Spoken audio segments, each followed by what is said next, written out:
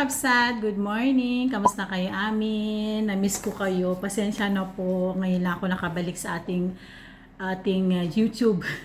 Kasi ang dami nangyari mga Kabsat. Super grabe na stress tayo. And malalaman nyo yan, kukwento natin yan sa ating next vlog. Huwag muna ngayon kasi baka mapahaba yung ating vlog. Anyway, kamusta kayong lahat sa mga supporters ko dyan? Pasensya na po kasi alam nyo ba, kaya hindi ako nakakapag-upload ng YouTube kasi yung mga nanonood sa aking YouTube, sa aking live stream before, ginagawa ko ngayon sa aking YouTube, sa Facebook page ko. Kasi mga loves ko, alam niyo naman sa ating Facebook page, meron tayong category na kailangan natin makamit.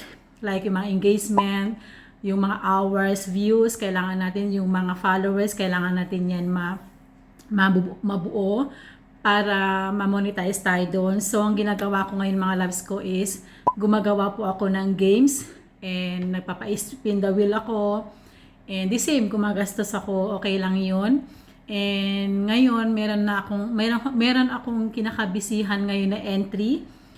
More than 3 weeks, 1 month ko na to ginagawa. Naglilista ako ng mga names nila, mga entry. Yung dati sa YouTube ko, yung mga live stream. So ngayon, December 21 po is gaganapin ko po yung aking Grand Life. Ito po ay meron tayong mga mapanalunan na GCash. So, kung gusto niyo sumali, and pwede pa kasi meron pa tayong 2 weeks, ang gawin niyo lang, pupunta kayo sa aking Facebook page, Ilocana in Holland, the same.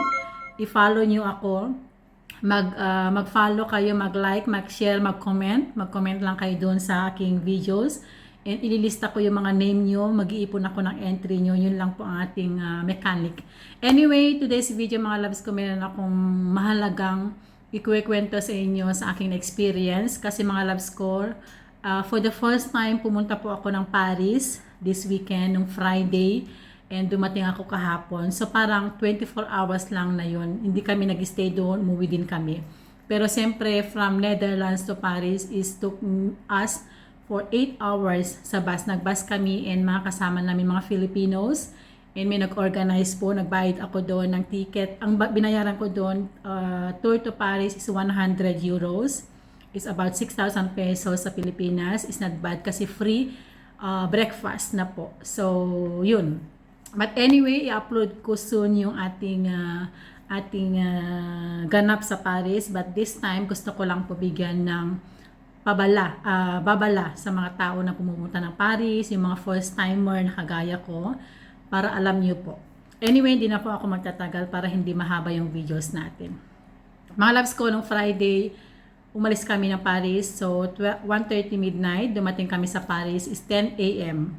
Morning Saturday. So, yun. So, yun mga loves ko. And super enjoy. Nakita ko yung, grabe, hindi ko alam yung mga name. Basta alam nyo na po yung pinakamagandang place na puntahan sa Paris, yung mga Eiffel Tower, yung mga Louvre, ganyan, di ba? Papakita ko na lang sa ating next video. Ito mga loves, magkwento muna tayo kasi meron tayong trabaho. Una nangyari mga loves ko is, siyempre, pwede ka naman maglakad mo sa may pinaka waiting area namin kung saan kami binaba ng bus. It's medyo malayo yung mga pupuntahan namin. So, ang nangyari mga loves ko, 7 group kami. 7 kami, kanya-kanya yung group. So, pinagplanuhan namin mga loves ko na pumunta sa metro kasi kailangan namin magtanong kung ano yung dapat namin gawin para mas hindi nakakapagod maglakad. So, nagplanuhan namin na bumili na lang ng card na 24 hours para pag nag-metro ka, i-scan mo na lang yung card, then sakay ka ng metro, so hindi mo na kailangan maglakad. Ang nangyari mga loves ko, pumunta kami sa metro, and yun nga, na-scam kami mga loves, pero wait, tapusin itong video na to. May lumapit sa amin na babae mga kapsat, and siyempre kami, hindi kami nagtaka, hindi kami nag-doubt agad. So, yung babae is maganda siya, and talagang parang nagtatrabaho siya doon sa place na yon. So lumapit sa amin and nagtanong na kung meron siyang may tutulong sa amin. Siyempre kailangan namin ng help kasi ang haba ng pila doon sa service kung saan ka bibili ng card, ng ticket or something, card o ticket para sa metro, para sa train. lumapit sa amin, sabi niya, can I help you? So, siyempre, kailangan namin ng help. So, pumunta kami sa machine, sabi niya, okay, let's go, tutulungan ko kayo. So, una niyang sinabi, mga loves, una namin tinanong sa kanya, magkano po yung babayaran namin for 24 hours na card kasi maghapon kami doon. Sabi niya, okay, then pinindot niya yung machine and may nakita kami doon na, okay, babayaran nyo per person, magbayad kayo ng 27.50, I'm not mistaken, kung yun ba, basta ganun. So, okay, so parang nagtaka yung friend ko na bakit ang mahal, di ba? Ang mahal, 27. So, for sa amin, wala kaming choice. Kailangan namin bumili ng card para ayaw namin maglakad. So, then the next yung friend namin, sabi niya, sige, sabi niya, ang gawin lang natin is magbayad na lang ng one time. Tapos, itikin nyo na lang ako. Ganun. So, nilabas niya yung 100 euros niya. So, 7 person is kulang-kulang to 100 euros yung babayaran namin. 7 kami. So, yung babae, nakita niya yung pera. So, sabi niya, okay, then sabi naman sa amin namin friend yung nag-organize sa amin dito sa Den Haag, sabi niya, sige, go, ititiki ka na lang namin. Kasi dito sa Netherlands, mga yung tiki is pwede mong bayaran by card. So, napakabilis yun. As in talang parang GCash, ganun. Magtiki na lang tayo, ganyan.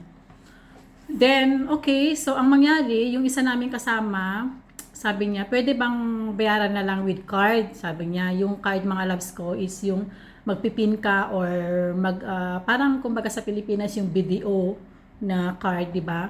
So sabi niya, parang nagtaka siya, sabi gumanon siya, ganun. Wag na lang, sabi niya sa English, wag na lang, ibigay niyo na lang sa akin yung pera. Ako na lang bahala, ganyan. Ako na lang bahala ng ticket niyo, gano'n.